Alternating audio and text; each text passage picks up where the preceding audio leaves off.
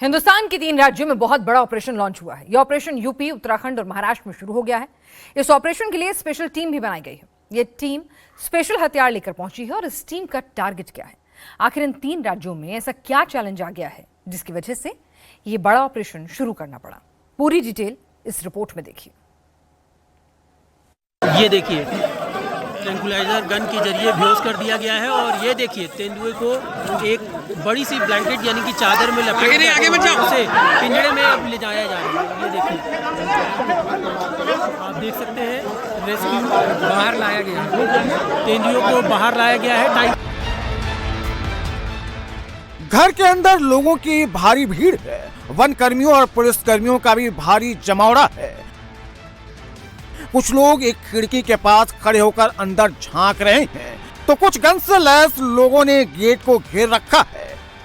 लेकिन तभी वहां अफरा तफरी मच जाती है और वन विभाग की टीम एक खूंखार तेंदुए को चादर में लपेटकर घर से बाहर निकलती है। ब्लैंकेट यानी कि चादर में इसके बाद चादर में लपेटे गए तेंदुए को पिंजरे में डाल दिया जाता है, जिसके बाद गांव के लोगों ने राहत की सांस ली। रेस्क्यू जो है सफल रहा और ट्रैंकुलाइजर गन से इसको बेहोश कर लिया गया है, पिंजरे में कैद कर दी गई है। ये तस्वीरें प्रयागराज के झूसी इलाके के छिवैया गांव की है, जहां इस तेंदुए ने पिछले 3-4 महीने से दहशत मचा रखी थी। इसको बेहोश कर लिया गया है, पिंजरे में कैद कर दी गई है। गुरुवार को यह तेंदुआ फिर छिवैया गांव में घुस आया और अलाव ताप रहे चाचा भतीजे पर हमला करके उन्हें घायल कर दिया। तेंदुए को देखकर लोग जान बचाकर भागने लगे। कोई इधर भागा, कोई उधर भागा, तो कोई डर के मारे वहीं गिर गया। तेंदुए के हमले से डरकर लोग शोर मचाने लगे। शोर शराबा सुनकर तेंदुआ दीवार फांदकर एक मकान में जा घुसा, जिसके बाद गांव वालों ने सूझबूझ दिखाते हुए मकान का दरवाजा बाहर से बंद कर दिया। इसके बाद गांव के लोग कमरे के बाहर पहरेदारी करने लगे ताकि तेंदुआ किसी भी तरह से बाहर न जा सके। साथ ही तेंदुए को ट्रैंकुलाइज करने के लिए कानपुर से एक्सपर्ट बुलाए गए। खबर मिलते ही वन विभाग और पुलिस की टीम गांव में पहुंच गई और उस घर को सील कर दिया गया जिसमें तेंदुए को कैद किया गया था। इसके बाद कानपुर से बुलाई गई स्पेशल टीम ने तेंदुए को बेहोश करके पकड़ लिया और झूसी इलाके के लोगों को तेंदुए के आतंक से राहत मिल गई।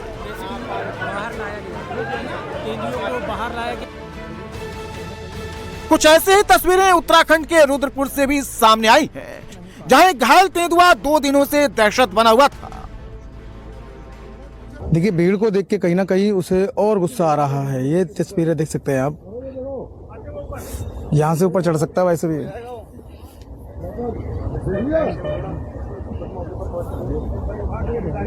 देखिए, काफी उन्हें चढ़ने की कोशिश की है और लगातार चढ़ने का प्रयास कर रहा है, लेकिन चढ़ नहीं पा रहा है।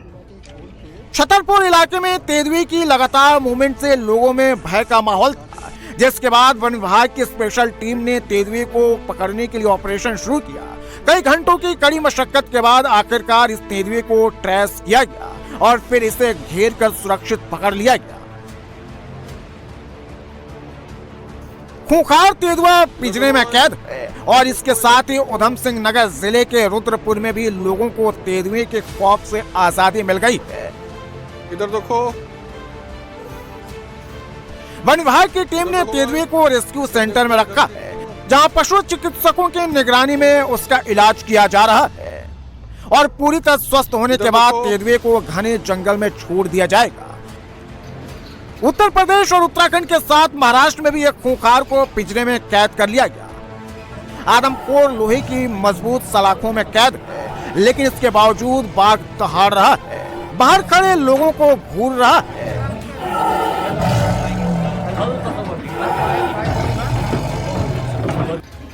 जिसने हाल ही में नागपुर में एक महिला का शिकार किया था, जिसके बाद नागपुर के पिपरिया गांव में इस खूंखार की दहशत फैल गई थी। बाघ के आतंक की खबर मिलते ही वन विभाग की टीम एक्शन में आई और इस आदमखोर को पकड़ने के लिए विशेष अभियान चलाया गया। फुटेज और फील्ड सर्वे के आधार पर बाघ की पहचान की गई, जिसके बाद पेंच टाइगर रिजर्व और वन विभाग की टीम ने ट्रंकुलाइज गन की मदद से बाघ को बेहोश करके पिंजरे में कैद कर लिया। अब जरा ये तस्वीर देखिए, हरे भरे खेतों में ड्रोन कैमरे की तस्वीरों में तेंदुआ नजर आ रहा है। मामला जालौन जिले के रवा गांव का है, जहां इस तेंदुए के देखे जाने के बाद ग्रामीणों में दहशत फैल गई। गांव में खेतों के बीच छिपे तेंदुए की खबर मिलते ही वन विभाग की टीम फौरन मौके पर पहुंची और फिर उसको पकड़ने का अभियान शुरू किया गया। वन विभाग की टीम तेंदुए को ट्रैक करने की कोशिश में लगी है। इसके साथ ही गांव के लोगों से सतर्कता बरतने और घरों के अंदर रहने का सुझाव दिया जा रहा है।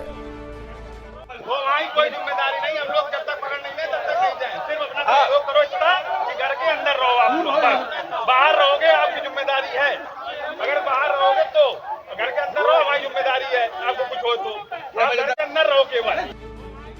लेकिन वन विभाग का इस तरह अपील करना लोगों को पसंद नहीं आया और फिर ग्रामीणों ने आरोप लगाया कि न तो वन विभाग की टीम तेंदुए को पकड़ रही है और न ही उन्हें कोई जानकारी दी जा रही है। हम लोग पूछने जाते हैं तो भगा देते हैं हम लोगों को। अरे हमें बताओ तो कम से कम।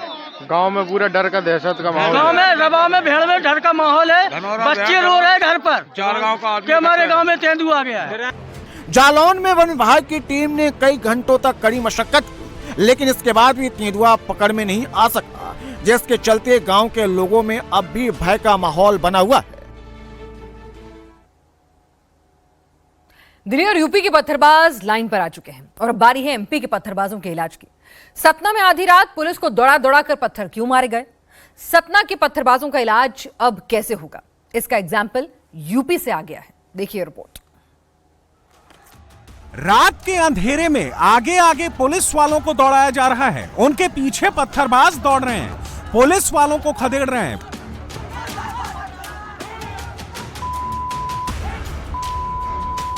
पुलिस वालों पर पथराव हो रहा है, जमकर पत्थर चल रहे हैं।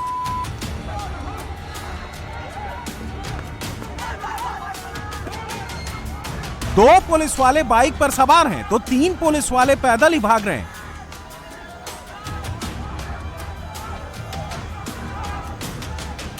गली में पत्थरबाजों की पूरी फौज मौजूद है। आधा दर्जन से ज्यादा लोग पुलिस वालों पर पत्थरों की बारिश कर रहे हैं। पत्थरबाजी के चलते पुलिस वाले भागकर दूर खड़े हो जाते हैं, लेकिन जब उसके बाद भी पथराव नहीं रुकता तो सभी पुलिस वाले वहां से चले जाते हैं।